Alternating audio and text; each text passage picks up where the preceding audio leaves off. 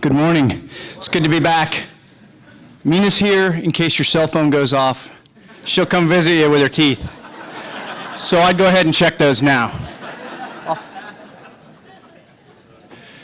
It's an honor to be here. I missed last year because of hurricanes in Virginia. This year, I'm fortunate to be here, new venue, lots more people it seems, some familiar faces. It was a good intro. It's tough to beat Anderson Cooper for introducing you, so I'll just get on with my bit here. You might notice that I have a busted lip.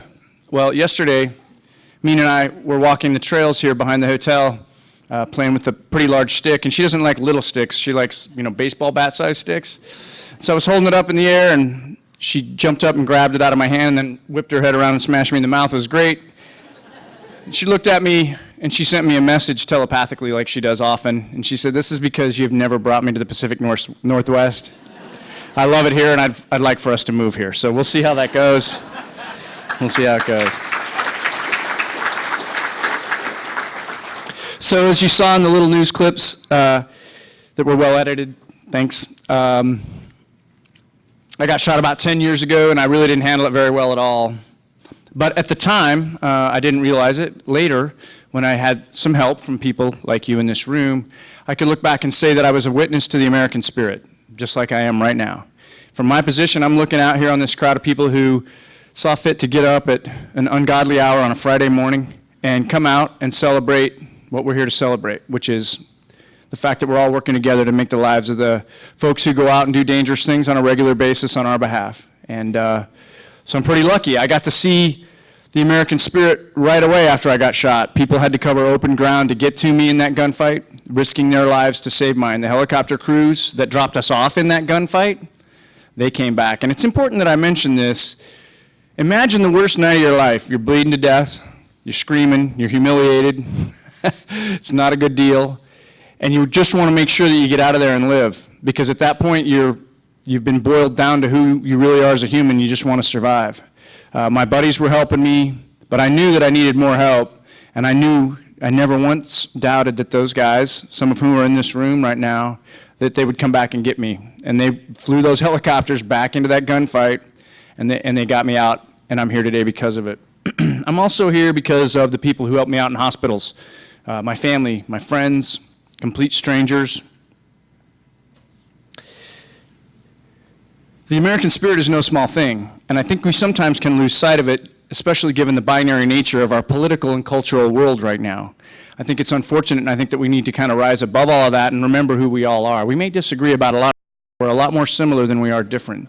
And it's people like you here in this room today that can change that kind of trajectory that our culture's on right now.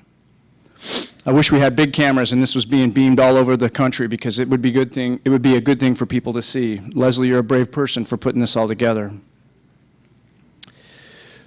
Leslie and her team are a great example. You saw them, they stood up, her board members, the people who help her out. They're a good example of the American spirit because it's one thing to save a friend in battle. That's just kind of what you're programmed to do. The guys who covered ground to get to me when I was bleeding to death, they knew I was going to die. It's another thing entirely for those people to show up later on when I'm feeling sorry for myself and drinking and abusing my meds. It's another thing entirely to show up in those more embarrassing and difficult moments when we're not at our best as a human being. And we've not made the right choices, and we've put ourselves in that situation, and we blame ourselves, and we're humiliated. You showing up today shows that that's okay. It's an uncomfortable moment sometimes, the things that we put our friends and our families through, but you still showing up is the reason I'm here. I'm grateful for some of the law enforcement folks that are here, some of whom our little nonprofit has helped out. The law enforcement folks came to my house the night that I was suicidal, gun in my mouth in front of my wife. Horrible. And I thought, you know what? My wife got the gun away from me, and I thought, okay, these cops are going to show up, and they're going to want to be tough guys with me, and I like violence, and maybe they'll have the guts to put a bullet in me, because I didn't. Well, guess what? These guys show up, and the cops have this special thing. They call it verbal judo. Yeah. So I'm thinking, okay, here we go, tough guy time, and these guys walk up to my porch, and they're really calm, and they're very professional. Next thing I know, we're talking about how bad the Mariners are playing baseball. I felt like they actually cared about me getting better. So there's a lesson from that. Never underestimate your ability to affect the trajectory of another human being's life especially at their most vulnerable moment. Those are the times when things are the hardest. People are embarrassed, they've lost hope. That's where I was. Those guys and the way they treated me for a few short minutes on a very bad night put me on the trajectory to have me up here on this stage talking to you today.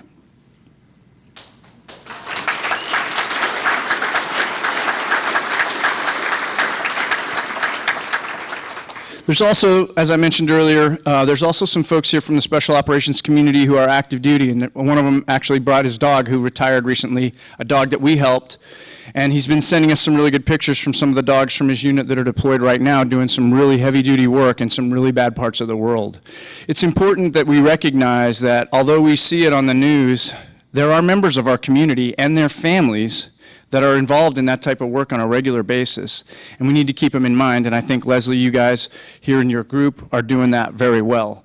We can't get so caught up in the things that are going on right in front of our nose that we forget about those people and those families that are out there doing that kind of work for us. And it is a family investment. It's not just the person who's deployed. Their whole family is affected by that. You people understand that.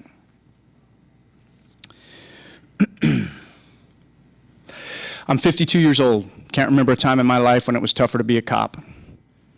Glad the cops are here. I'm glad it's part of your mission to help first responders. In my opinion, the police departments, generally speaking, are about 10 years behind the military when it comes to mental health. The bottom line is we have to get to a point where we look at mental health like we do our physical health. If I'm not in shape and I can't carry the stuff I need to carry to go on a mission and do my job, then I'm not going to be a good asset to my crew. The engine has to be firing on all cylinders for us to be successful. Same thing with the police department. And with the police department, let me put it this way. When I was overseas doing the work I did, the violent stuff I did, I came home at night after seeing horrible things and being part of things that were difficult, and I slept in a crappy tent with my buddies, right? I didn't go home and ask my daughter how school was that day or take her to practice for soccer. That's a whole different kind of transition that I don't believe has had enough attention. I think, Emily, you and your group are attending to that, and that's important. Finally, I'll close out with a big fat thank you.